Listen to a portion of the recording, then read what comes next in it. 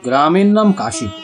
গ্রাম ছোট, জমিদার আরো ছোট, তবু দাপটে তার প্রজারা টু শব্দটি করিতে পারেন, এমনই প্রতাপ। ছোট ছেলের জন্মতিথি পূজা। পূজা সারিয়া তর্করগ্ন দ্বিপ্রহর বেলায় বাটি ফিরিতেছিলেন। বৈশাখ শেষ হইয়া আসে, কিন্তু মেঘের ছায়াটুকু কোথাও না। অনাবৃষ্টির আকাশ হইতে যেন আগুন ঝরিয়া পড়িতেছে। সম্মুখের দিগন্ত জোড়া মাঠখানা জ্বলিয়া পড়িয়া ফুটি ফাটা হইয়া আছে, আর সেই লক্ষ্য ফাটল দিয়া ধরিত্রীর বুকের রক্ত নিরন্তর ধোঁয়া হইয়া উড়িয়া যাইতেছে।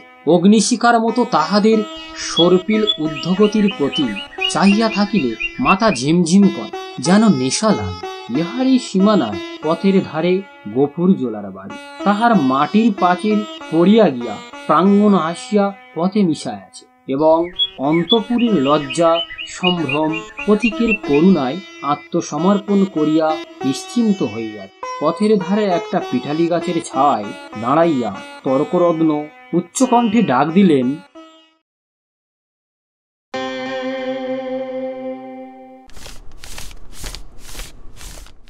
গোপরা, বলি বাড়ি আছি?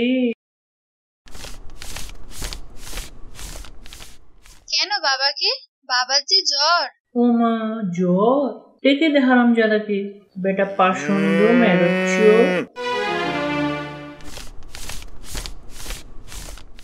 ওটা হচ্ছে কি শুনি? এই হিঁদুর গাঁ, ব্রাহ্মণ জমিদার, সে খেয়াল আছে? সকালে যাবার পথে দেখে গেছি বাঁধা, দুপুরে ফেরার পথেও দেখছি তেমনই ঠাই বাঁধা। হত্যা হলে যে কর্তা তোকে জ্যান্ত কবর দেবে, সে বামন নয়। এই করো বাবা ঠাকুর, বড় লাচারে পড়ে গেছি। কদিন থেকে গায়ে জ্বর, দড়ি ধরে যে দুকুটো খাইয়ে আনবো তা মাথা ঘুরে পড়ে যায়। তবে ছেড়ে দে না, আপনি চড়াই করে আসুন। কোথায় ছাড়বো বাবা ঠাকুর? লোকের ধান এখনো সব ঝাড়া হয়নি, খামারে পড়ে খড় এখনো গাদি দেওয়া হয়নি, মাঠের আলগুলো সব জ্বলে গেল, কোথাও এক মুঠো ঘাস নেই। কার ধানে মুখ দেবে, কার গাদা ফেড়ে খাবে? কেমনে ছাড়ি বাবা ঠাকুর? তা না ছাড়ি, ঠান্ডা কোথাও বেঁধে দিয়ে ধোঁয়াটি পিছুলি ফেলে দে না। কতক্ষণ চিব? এই তোর মেয়ে ভাত রাঁধেনি, ফ্যানে চলে দে না এক গামলা খা।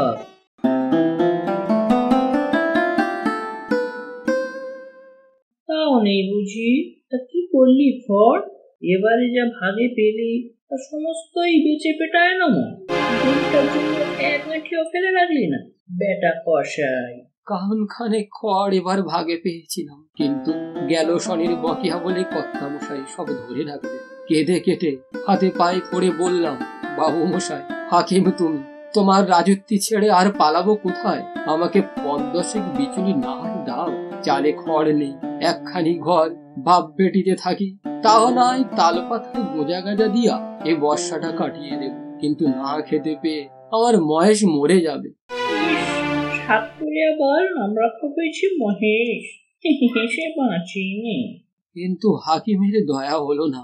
মাস ২ খোরাকের মতো ধান দুটি আমাদের দিলেন, কিন্তু বেবাক খড় সরকারে গাদা হয়ে গেল, ও আমার দুটি পেল। আচ্ছা মানুষ তো তুই, খেয়ে রেখেছিস, দিবি নে। জমিদার কি তোকে সব থেকে খাওয়াবে না? তোরা তো রাম রাজত্বে বাস করিস, ছোট লোক কিনা, তাই তা নিন্দে করে মরিস। নিন্দে করব কেন বাবা ঠাকুর? নিন্দে তার আমরা করিনি, কিন্তু কোথা থেকে দিই বলো তো? বিঘে চারেকে জমি ভাগে করি, কিন্তু উপরি উপরি ২ সন অজানমা মাঠের ধান মাঠে শুকিয়ে গেল। বাপ বেটিতে দুবেলা দুটো পেট ভরে খেতে পর্যন্ত পায়নি। ঘরের পানে চেয়ে দেখো, বৃষ্টি বাদলে মেয়েটাকে নিয়ে কোণে বসে রাত কাটায়, পা ছড়িয়ে শোবার ঠাঁই মেলে না। মহেশকে একটিবার তাকিয়ে দেখো, পাঁজরা গোনা যাচ্ছে।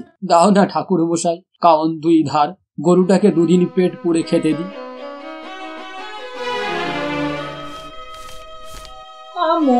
ছুঁয়ে ফেলবি নাকি? না বাবা ঠাকুর, ছোবো কেন? ছোবো না, কিন্তু দাও এবার আমাকে কাহন ২ খড়, আমার ৪-৪টে গাদা। সেদিন দেখে এসেছি, এ কটি দিলে তুমি টেরও পাবে না। আমরা না খেয়ে মরি, খেতে নেই, কিন্তু ও আমার অবলা জীব, কথা বলতে পারে না, শুধু চেয়ে থাকে, আরে চোখ দিয়ে জল পড়ে। আর নিবি? শুধবি কি করে শুনি?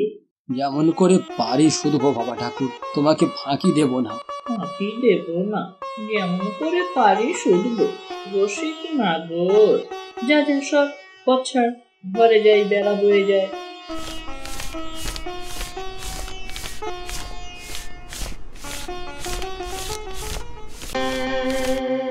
আমো সেই নেড়ে আসেছে, মোতাবে না।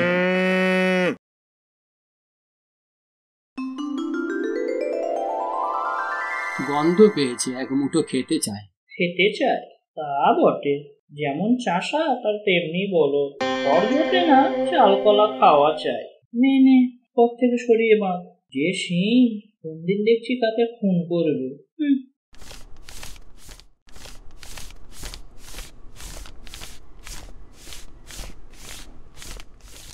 তোকে দিলে না এক মুঠো? ওদের অনেক আছে, তবু দেয় না। দিকে তুই আমার ছেলে, তুই আমাদের 8 সন প্রতিপালন করে বুড়ো হয়েছিস। তোকে আমি পেট পুড়ে খেতে দিতে পারি, কিন্তু তুই তো জানিস তোকে আমি কত ভালোবাসি। জমিদার তোর বুকের খাবার কেড়ে নিল। শ্মশান ধারে গায়ের যে গোচরটুকু ছিল তাও পয়সার লোভে জমা বিলি করে দিল। এই 2 বছরে তোকে কেমন করে বাঁচিয়ে রাখি বল? ছেড়ে দিলে তুই পরের গাদা ফেড়ে খাবি, মানুষের কলা গাছে মুখ দিই। তোকে নিয়ে আমি কি করি? গায়ে আর জোর নেই, দেশের কেউ তোকে চায় না। লোকে বলে তোকে গোহাটাই বেঁচে ফেলতে।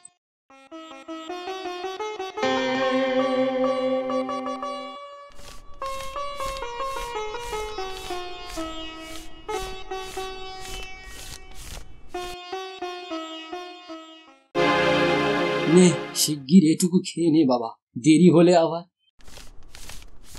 বাবা, কেন মা? ভাত খাবে এসো। মহেশকে আবার চাল ফেড়ে খড় দিয়েছো বাবা? পুরানো পচা খড় মা, আপনিই ঝরে যাচ্ছি। আমি যে ভেতর থেকে শুনতে পেলাম বাবা, তুমি টেনে বার করছো। না মা, ঠিক টেনে নয় বটে, কিন্তু দেওয়ালটা যে পড়ে যাবে বাবা। অপু চুপ করিয়া রহিল। একটি মাত্র ঘর ছাড়া যে আর সবই গেছে, এবং এমন ধারা করিলে আগামী বর্ষায় ইহাও টিকিবে না, এ কথা তাহার নিজের চেয়ে আর কে বেশি জানে। অথচ এ উপায় বা কটা দিন চলে? হাত ধুয়ে ভাত খাবে এসো বাবা, আমি বেড়ে দিয়েছি। ফ্যানটুকু দে তো মা, একেবারে খাইয়ে দিয়ে যায়। ফ্যান যে আজ নেই বাবা, হাঁড়িতেই মরে গেছে। নেই?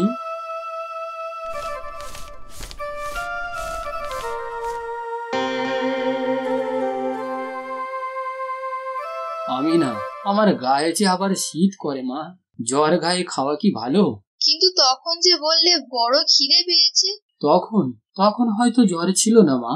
তাহলে তুলে রেখে দি, সাঁঝের বেলা খেও। কিন্তু ঠান্ডা ভাত খেলে যে অসুখ বাড়বে আমি না। তবে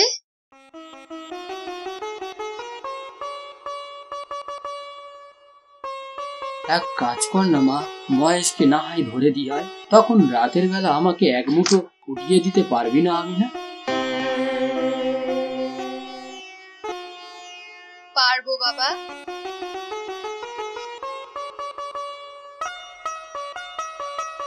একদিন পীড়িত গফুর চিন্তিত মুখে দাওয়ায় বসিয়াছিল। তাহার মহেশ কাল হইতে এখনো পর্যন্ত ঘরে ফিরে না। নিজে সে শক্তিহীন, তাই আমিনা সকাল হইতে সর্বত্র খুঁজিয়া বেড়াইত। পড়ন্ত বেলায় সে ফিরিয়া আসিয়া বলিল, শুনেছো বাবা, মানিক ঘোষেরা মহেশকে আমাদের থানায় দিয়েছে। তোর পাগলি।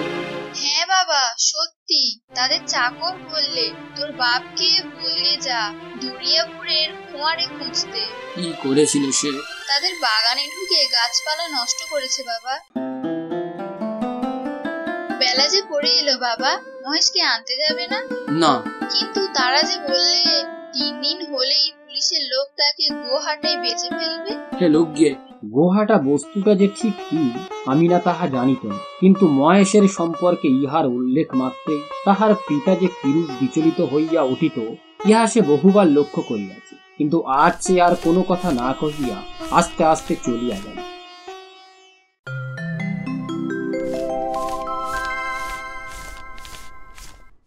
খুঁড়ো, একটা টাকা দিতে হবে।